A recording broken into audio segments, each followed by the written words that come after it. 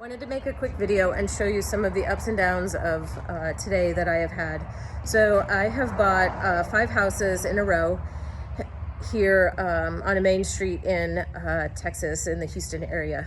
I have this house. This is the 4th house, and as we demoed it, we have found way more damage than we ever thought possible. So as you can see, this wall isn't here. It was never in existence. It was rotten. We knew that was bad. But this floor that I'm walking on has actually already been replaced. All the joists are new.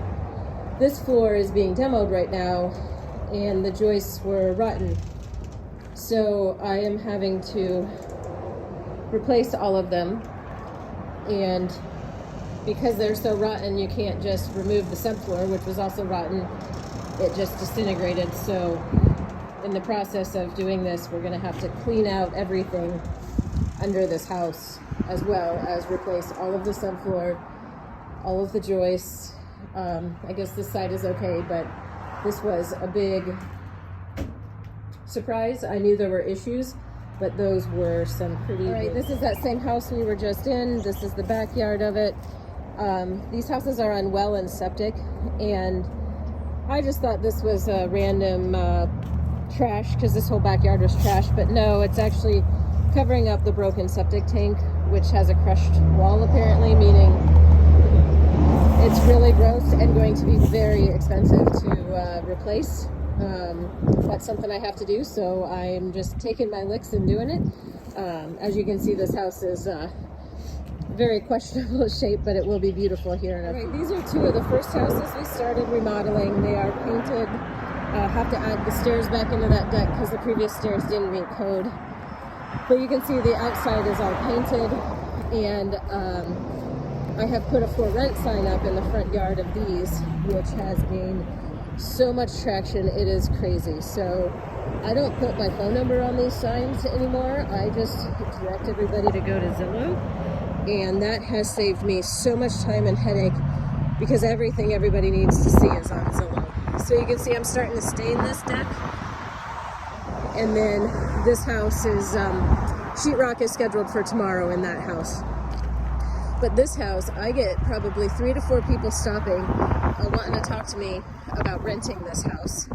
A couple just stopped, and it's really cool. They're really excited to see it. So I'll show you the inside.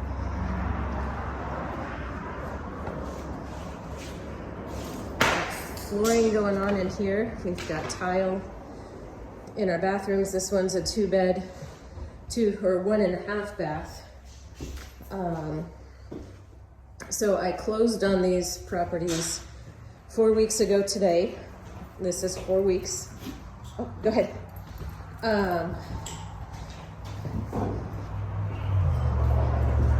Closed on these 4 weeks ago today. So in 4 weeks, that house that we were just in, we had to level the foundations, redo the deck. We stripped out all the drywall down to the studs, redid the framing to meet code, leveled the foundation, updated the subfloors, redid all the plumbing, all the electrical. We put in a new central AC and heating, and basically this is a brand new house. The roof was good, which is positive. The siding is all new. The windows are new. The decks are new. This whole back area looked like homeless camp, so that is cleaned out. It's a pretty amazing transformation. But anyways, the upside of this is the amount of people stopping by stating that these used to be the biggest eyesore in the city, driving by these 5 houses, and now they are gonna set the standard of what all remodels are gonna be looking like in this town coming up. There's been a lot of talk, a lot of people stopping by, which is great, because it makes, when I find those things in the first house, worth it. This second house here was basically like that 4th house that I took you through. It was completely rotten. We had to redo everything in this. Some of the subfloors were good enough to stay, but you can see how much new framing. We had to re-support the joists. We have passed framing, electrical, and plumbing inspections in here. and insulation is up, new windows again, new doors. This is a 2-bed, 1-bath. We were able to reconfigure it. When we opened it up, we found, show you here, this used to be the bathroom here. It's now going to be the kitchen. There used to be a wall. I'm not sure what's going on with those studs. There used to be a wall there, and then that was the kitchen.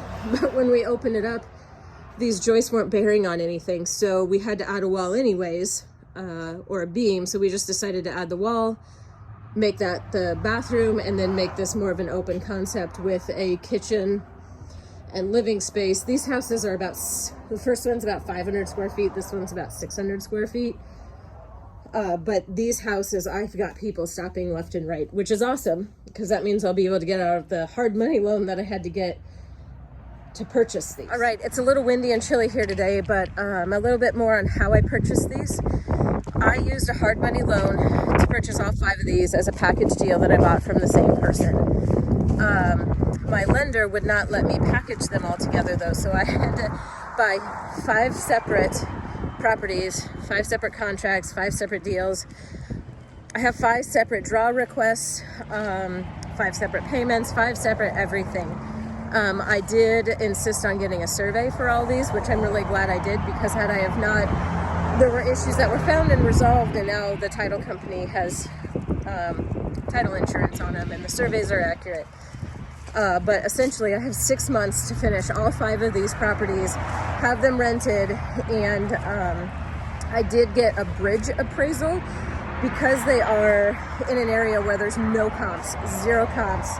The bridge appraisal guaranteed I get the same appraiser after I'm done as before I started, so that he knows what we're looking at, what we did, and basically guarantees I'll at least appraise for that much. But I am making some improvements. Like the first one, I added a half bath. This one back here, I'm adding officially a full bath. It did kind of have 2 baths,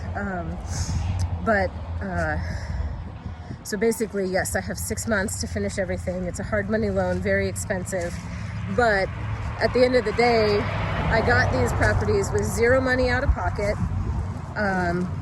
The loans paid for everything. And then with a hard money loan, you do have to front 30, 40, 50% of all the money up front out of pocket. They won't do everything until you, they won't pay you back until you have the work completed. So let me show you some examples. All right, so hard money loan example here. I had to pay to demo the previous deck, including stairs, and rebuild this deck. Now there's another deck out back that I can show you, but I had to pay to do all this, labor, materials, everything, before I could submit a draw request and get paid back for it.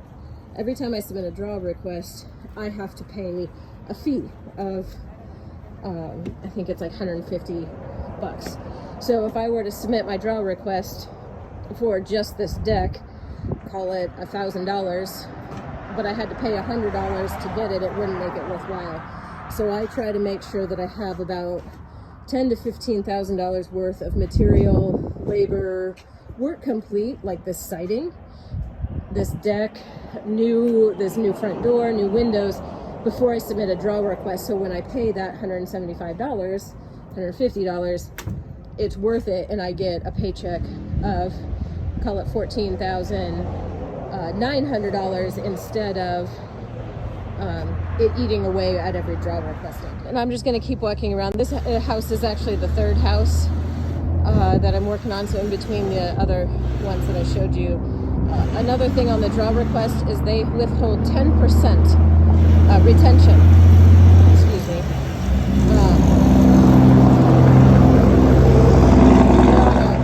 Busy road here. They withhold 10% retention that you will not get paid until you are complete with the job. In addition to that, they hold back any taxes, GCs, any fees that they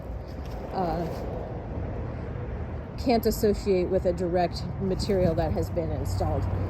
So even though I'm going to, at the end of the day, buy these properties with 0 money out of pocket, I have to front a lot of money. A lot of money for 5 properties is an obscene amount of money. But I planned ahead for that. I'm actually using money out of a HELOC, credit cards, etc., but knowing that my draw will trust pay all those off every month. One thing buying 5 properties at the same time allows me to do is to maybe not overbuy, but buy excessive amounts of materials so that I can get a discount. So if I bought, I think it was 10 boxes of those, I got a 20% discount. 8 bags of those, I got an 8% discount. Because I am doing 5 houses at once, I was able to get a, I've spent an obscene amount of money at Home Depot, which means I am elite status, which gives you money off of every purchase you make, as well as better discounts on all the products, free delivery, etc. So the more you spend, it might be a little bit more money to buy it at Home Depot, but the perks that come out of it are actually really good.